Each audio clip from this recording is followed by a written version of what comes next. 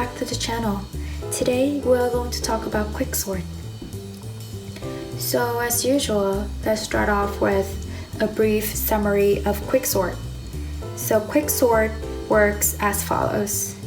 Choose a pivot and partition the array such that all elements smaller than the pivot are to its left and all elements bigger than the pivot are to its right. Then sort the left part and the right part. We will end up with a sorted array. So that is Quicksort, and the keywords here are partition and pivot. I know it may sound a little bit confusing. We will try to end the video with a one-sentence summary. Let's look at an example to demonstrate Quicksort. I have an unsorted array in front of me on the table. I also have low and high to keep track of the first element and the last element of the unsorted array respectively. I also have I and j, so I will help me find the bigger element than the pivot, and j will help me find a smaller element than the pivot, and that they can be switched with each other. The idea is to find all elements that are smaller than the pivot and put them to the left, and all elements bigger than the pivot and put them to the right. That's why there are the swapping of the two elements at I and j. So as you can see, when I and j cross each other, then it wouldn't work anymore.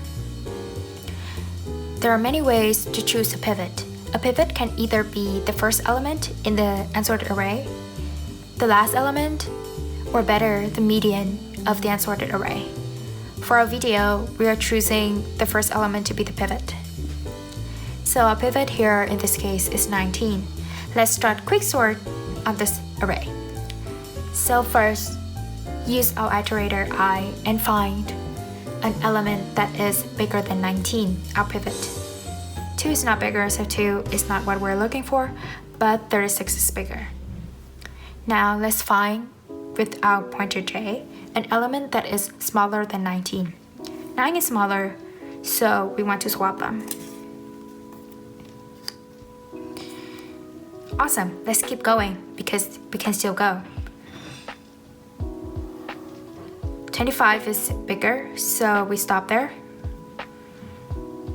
24 is bigger, so that's not what we're looking for. We're looking for a smaller element. 25 is not. 9 is smaller, but now we see that I and j have crossed.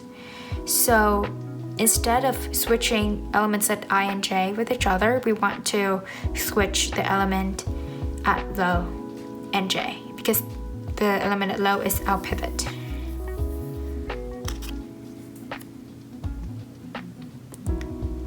With this, we know that 19 has been sorted, or 19 has been in its correct position. What we need to do now is to sort the left half and the right part. So let's do the left part first.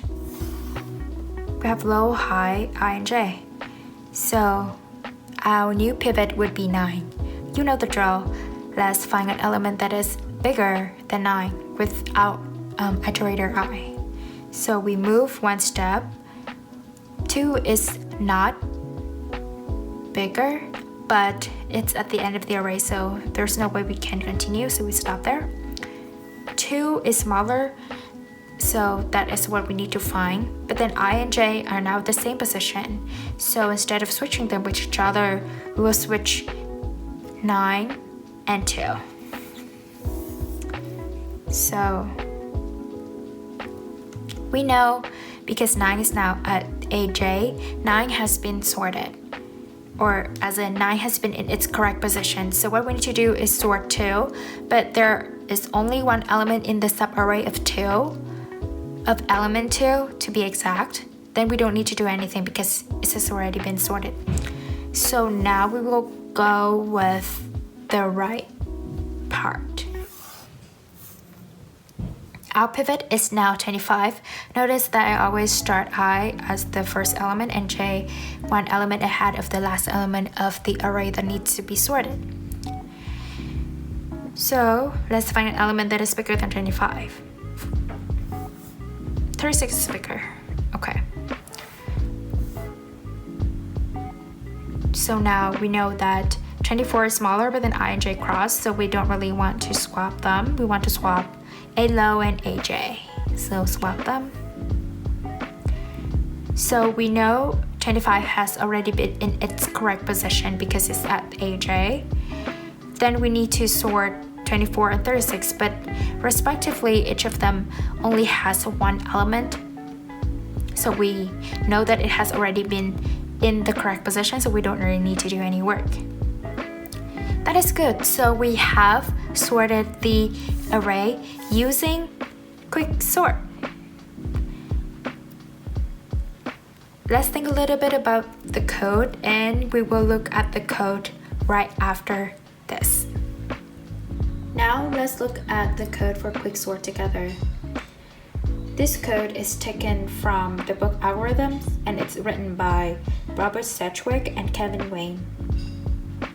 There are 3 methods to Quicksort. Before diving into them, I want to explain a few things. First, our array A is of type comparable. This is to indicate that the elements in A can be compared with each other. We also have this last method that compares the 2 things with each other, so it would return a Boolean value that indicate whether this is smaller than this. Exchange meaning swapping the 2 elements with each other. So exchange aij means swapping the 2 elements at position I and j with each other. So first, let's look at the public method sort. So it takes one argument, that is the comparable array A, randomly shuffle the array, and then sort it from the first to the last element. Now for sort. If high is smaller than or equal to low, that is, if there is only 1 element or 0 element in the array, it doesn't do anything because it's already been sorted. For other more interesting cases, let j be the index after partitioning the whole array A, with the first element as the pivot. Then sort the left part, sort the right part. Now, all the work is actually done in partition. So partition takes an array, low and high. I starts from low, remember from our example, and similarly j starts from high plus 1.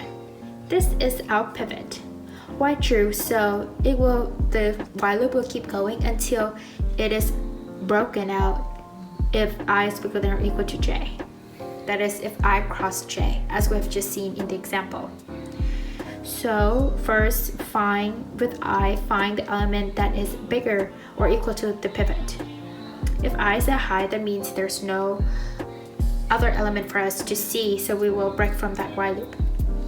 Similarly, find an element scanning from the right to left, an element that is smaller than or equal to the pivot. Again, if j hits low, then there are no elements for us to scan, so we break from there. If I cross j, then we break from the while loop. If not, then we exchange the elements at I and j, so we keep doing it until this condition is hit. At the end of the partition, we change the element at low and j with each other, and we return the index of j.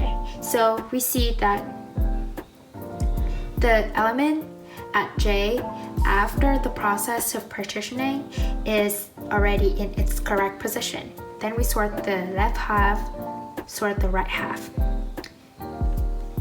Now let's look a little bit at analysis. Quicksort is not stable. Quicksort is in place. For time complexity, the best and average case would be O(n) log n, and the worst case would O (n) square.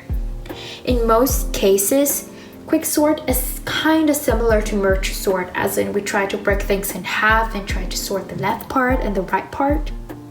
In the worst case, the data is already sorted and the pivot we choose happens to be either the smallest element or the biggest element then it will be O(n) squared or quadratic time complexity.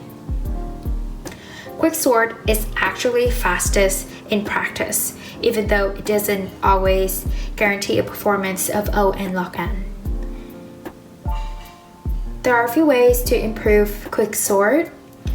One of them would be try to sort small subarrays with insertion sort, as in it's a little bit wasteful, I guess, if we try to sort an array with only 2 elements by Quicksort. We can also choose the pivot to be the median, so that we always try to break things in half. That's it. That's all I have for Quicksort. If you have any questions, you can leave them in the comment section. And thank you for watching. See you next time.